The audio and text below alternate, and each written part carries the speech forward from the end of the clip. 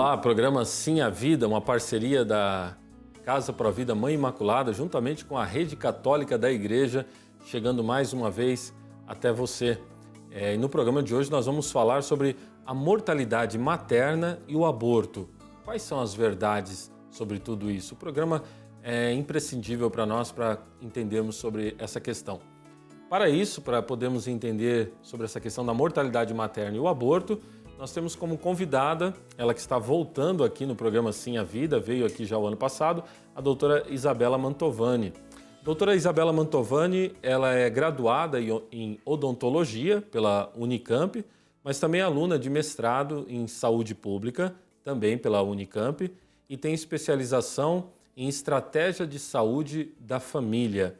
E ela participa de eventos, debates, formações a respeito da defesa da vida.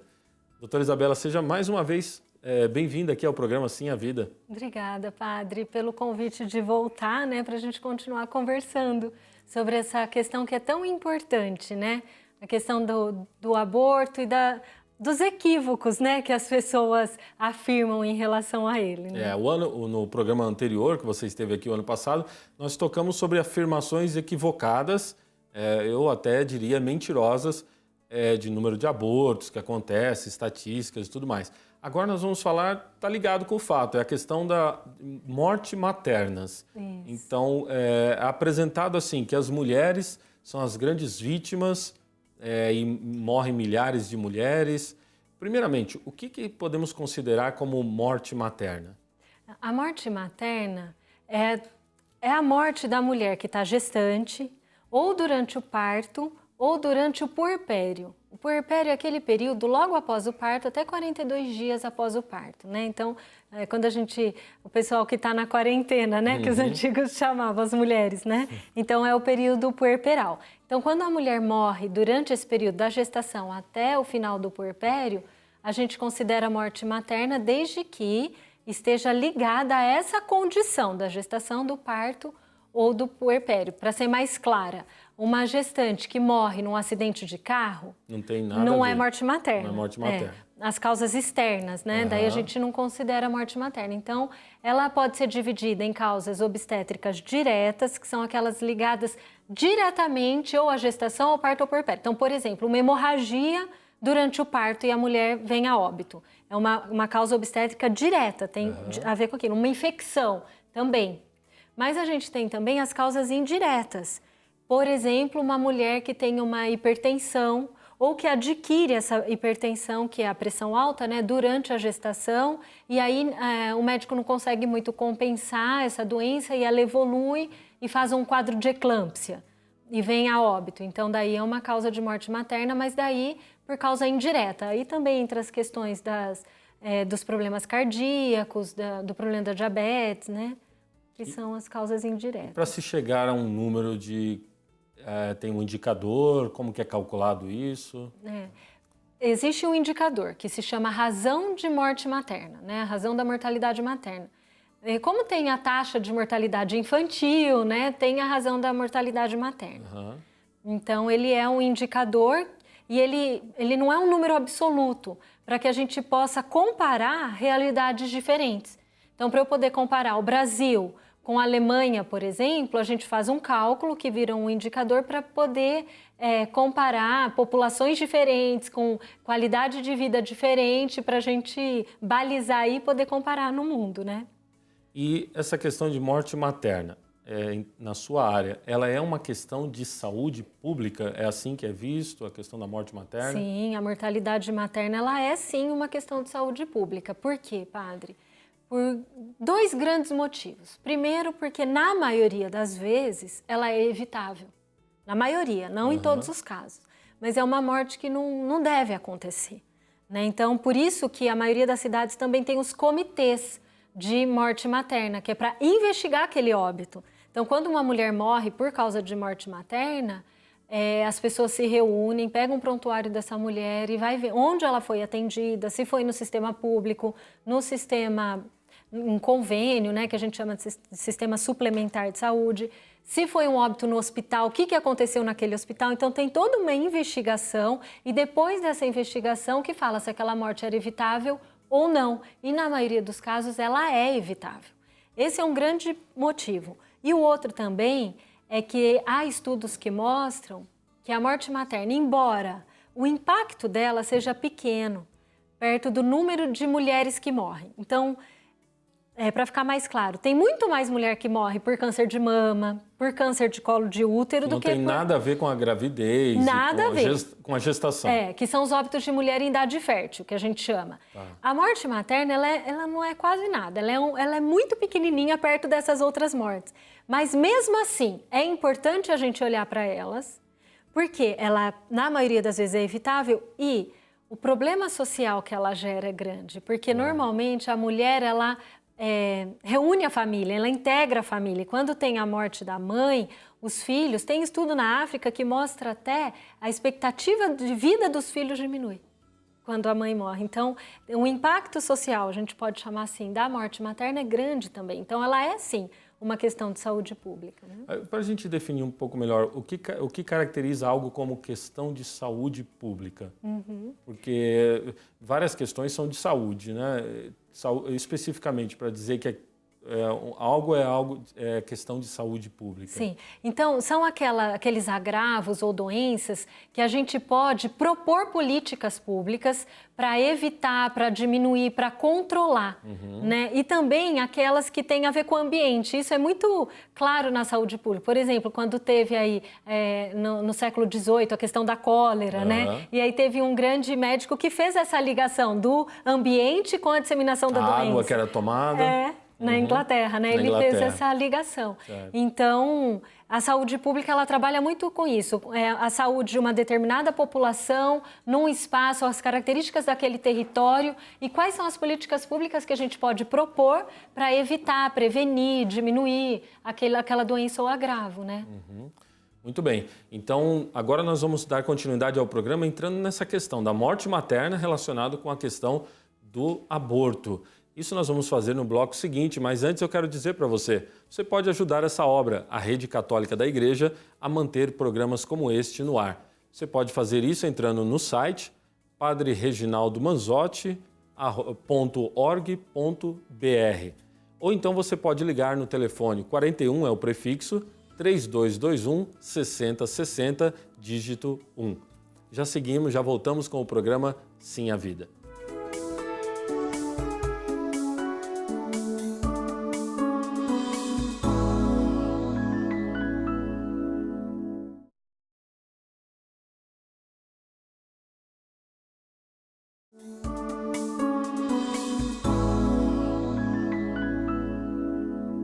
Programa Sim a Vida de volta aqui na Rede Católica da Igreja.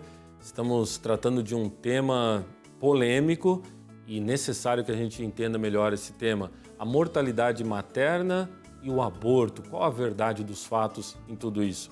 Para nos ajudar um pouco a entender o tema, estamos aqui com a doutora Isabela Mantovani. Agora, trazendo um pouco mais então, doutora Isabela, essa ligação dos fatos. Nós ouvimos com frequência que é fundamental que se legalize o aborto para diminuir a questão das mortes maternas. Existe realmente aí uma relação entre uma coisa e outra? Quando se coloca essa questão da legalização do aborto, né, e o impacto dela em relação à mortalidade materna, a gente poderia trabalhar com 3 hipóteses, né? A primeira hipótese é que, se o aborto é legal, diminui a mortalidade materna. A segunda hipótese que é a legalização ou não do aborto tem uma interferência nula em relação à morte materna. E a segunda a terceira que legalizar o aborto aumente a mortalidade materna. Seriam 3 hipóteses, né? E aí a gente tem que olhar para os experimentos naturais, né? O que seria isso? Aqueles países que já legalizaram o aborto e como que é a questão da morte materna nesses países. E aí, padre, a gente vê um cenário bem diverso, né? Tem tudo, todas as combinações possíveis a gente encontra. Então, dentro dos países que não legalizaram o aborto, a gente encontra países com a razão de mortalidade materna alta e países com a razão de mortalidade materna baixa. E dentro dos países que já legalizaram o aborto, inclusive há muitos anos, a gente também encontra as duas realidades. né? Países com a razão de mortalidade materna alta e países com a razão de mortalidade materna baixa. Então, aí a gente fica com a hipótese, que é a hipótese real, de que a diminuição ou aumento da mortalidade materna não perpassa pelo status da legalização do aborto, né? A legalização do aborto ela tem um efeito nulo para aumentar ou diminuir morte materna. Seria, quando defendem isso, eles estariam querendo dizer do aborto legalizado, então ele não é feito numa clínica de fundo de quintal, né? Geralmente a ideia por trás é essa, né? Que legalizando o aborto você teria uma clínica limpinha, arrumadinha, bonitinha, onde só uma pessoa iria morrer ali, só a criança, né? Temos que lembrar disso, que sempre alguém vai morrer naquela cama bonita. A criança vai ser cortada, fatiada e vai ser morta. Mas a mulher não seria morta. O argumento é esse, né, que está por trás. O argumento é esse. Eles inventaram aquela expressão de aborto seguro, né? Como se existisse aborto seguro, que é isso que o senhor está dizendo. Sempre alguém vai morrer. Então, como algum procedimento onde alguém sempre morre pode ser seguro. Exato. Né? E sem contar que o próprio aborto, ele traz questões físicas e emocionais para as mulheres, né? A doutora Elizabeth Kipman, no Congresso Nacional, ela trouxe isso com muita clareza, né?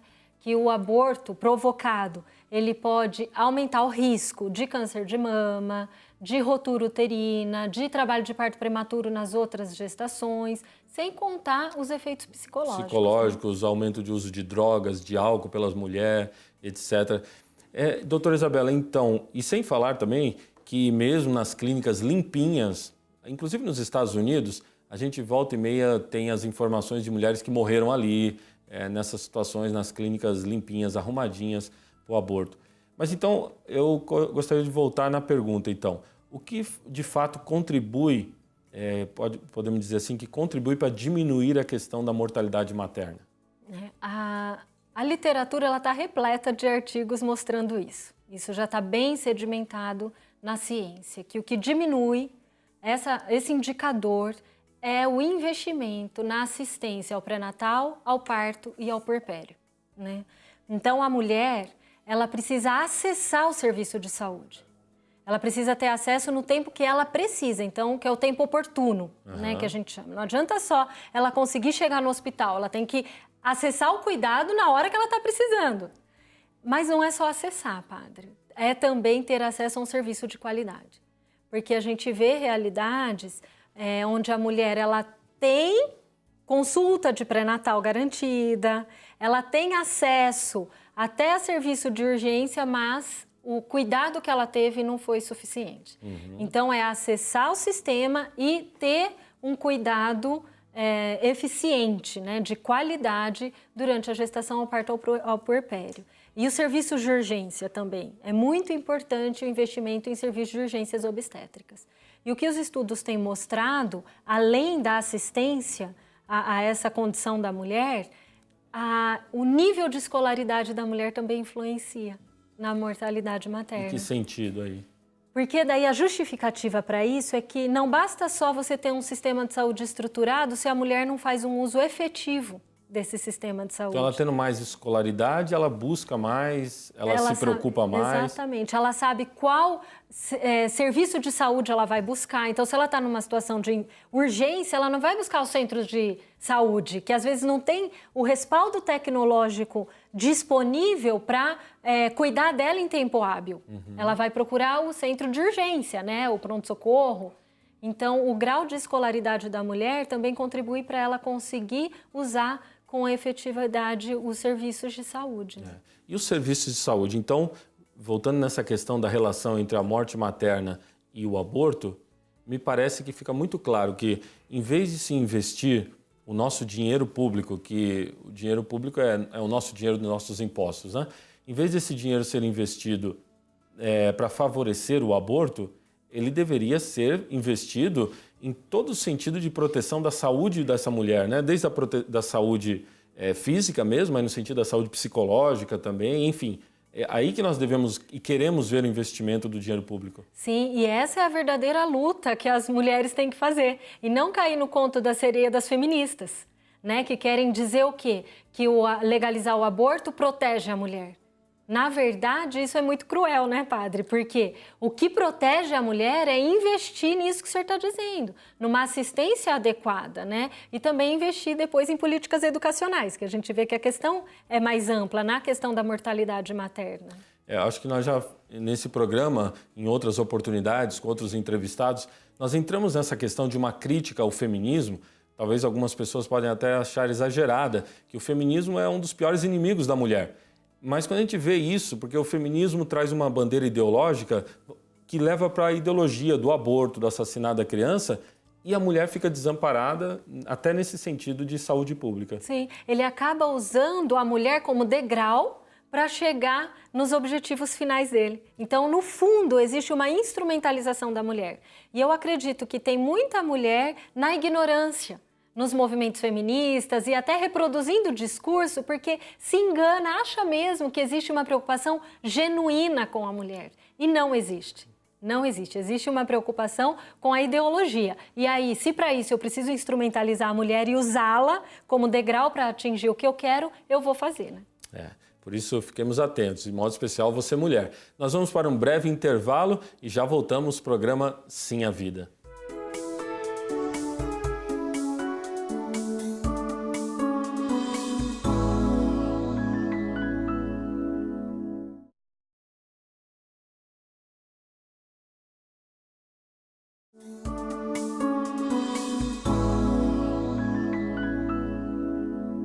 Programa Sim, a Vida de Volta, estamos falando sobre a realidade o número de mortes maternas, aqui no Brasil de modo especial, e a questão do aborto, se tem ligação, quais são as verdades dos fatos que nós podemos perceber. Doutora Isabela, aqui nós entramos muito no campo aqui das estatísticas, das pesquisas que são feitas, né? Alguma outra pesquisa internacional que poderia corroborar com a gente para nos ajudar a entender essa questão, se há ligação entre abortos provocados e mortes maternas?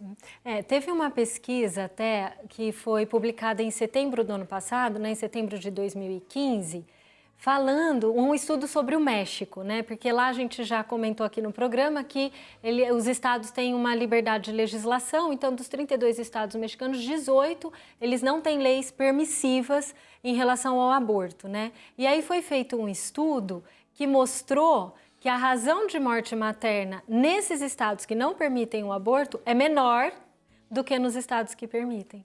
Inclusive, o que é menor é a morte de mulher por aborto provocado. Nesses estados que não permite o aborto, morrem menos mulheres por aborto provocado do que aqueles que militam pelo aborto querem dizer de aborto seguro. Ali morrem mais mulheres. Morre mais. Então podemos até, legalizou o aborto, está morrendo mais mulheres do que onde o aborto não é legalizado. Essa é a realidade do México. Essa é a realidade do México, provavelmente pode ser a nossa aqui também. Sim, aí a gente não vai poder afirmar que isso sempre vai acontecer, mas que a realidade do México hoje né? Isso foi publicado já numa revista científica. Bom, no Brasil, costuma-se, né? Mas eu lembro que foi muito forte no ano 2006, 2007, tinha até um dos nossos ministros da Saúde, o Temporão, ele era o ministro na época do governo Lula, e ele batia na tecla de que o número de casos de mortes maternas estava sendo enorme, por isso a questão do aborto como questão de saúde pública.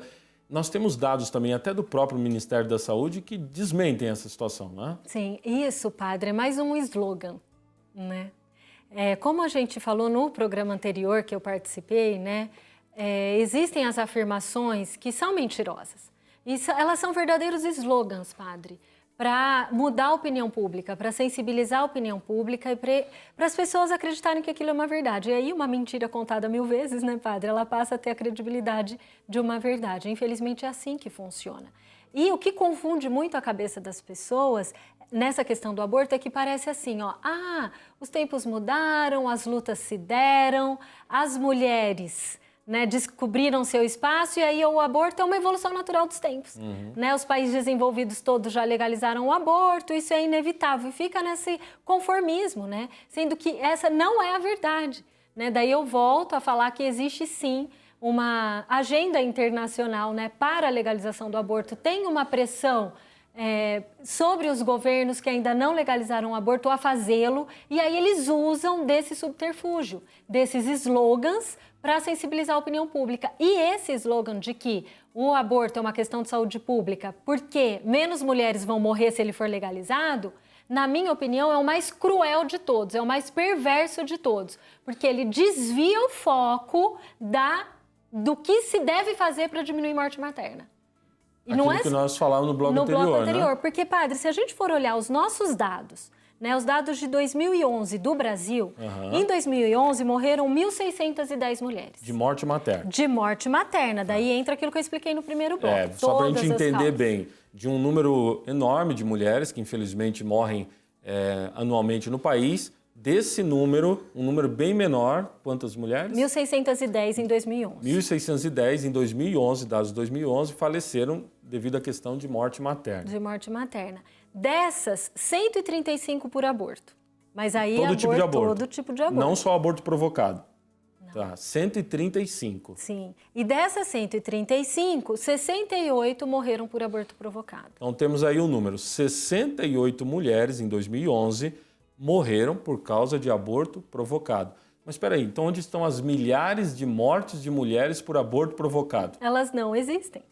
Porque um dos fatos vamos legalizar o aborto porque as mulheres não vão morrer mais. Que milhares morrem anualmente no Brasil. Mas parece que não existem essas milhares. Elas não existem. A realidade do Brasil a maioria das mulheres morrem porque querem ganhar os seus bebês. E não tem acesso a um sistema de saúde de qualidade para isso.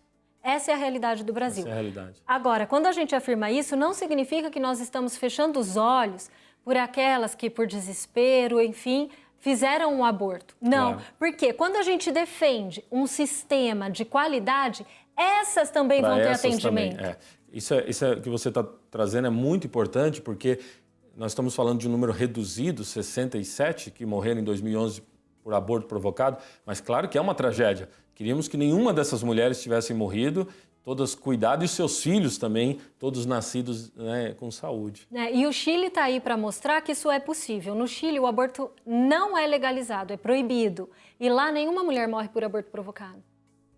Por quê? Lá não tem aborto? Claro que tem. O aborto ele existe desde que o mundo é mundo em todos os lugares. Agora, lá ele tem um sistema mais estruturado. Então, se essa mulher ela entra numa urgência, ela tem acesso e ela não morre, ela é socorrida. Porque há um investimento em saúde pública. Sim. A chance de morrer lá no Chile por aborto provocado é 1 em 2 milhões, né? Praticamente nula. Eu acho que um dos pontos fundamentais desse programa é isso, o investimento. E o que é esse investimento do governo? É o meu dinheiro, é o seu dinheiro de impostos. Nós queremos que o nosso investimento, que o investimento do governo, com o nosso dinheiro, seja feito realmente em saúde pública, salvando a vida e não em ideologias de defesa do aborto, né?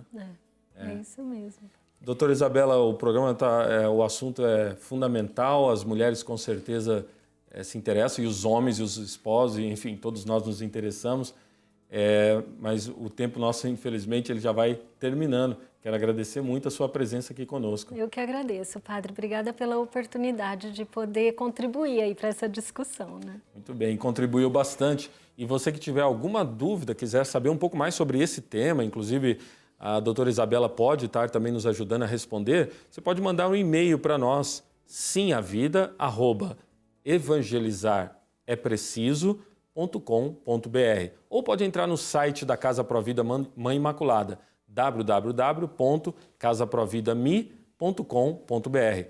Se você quiser ajudar também essa obra, a Casa Provida Mãe Imaculada, a defender a vida, entre em contato conosco por meio do site. Vale a pena dar um sim à vida, doutora Isabela? Sempre. Sempre dar um sim à vida, padre. Vale muito a pena. Muito bem. E é assim que nós nos despedimos, mas em outra oportunidade estaremos juntos. Programa Sim à Vida. Deus te abençoe.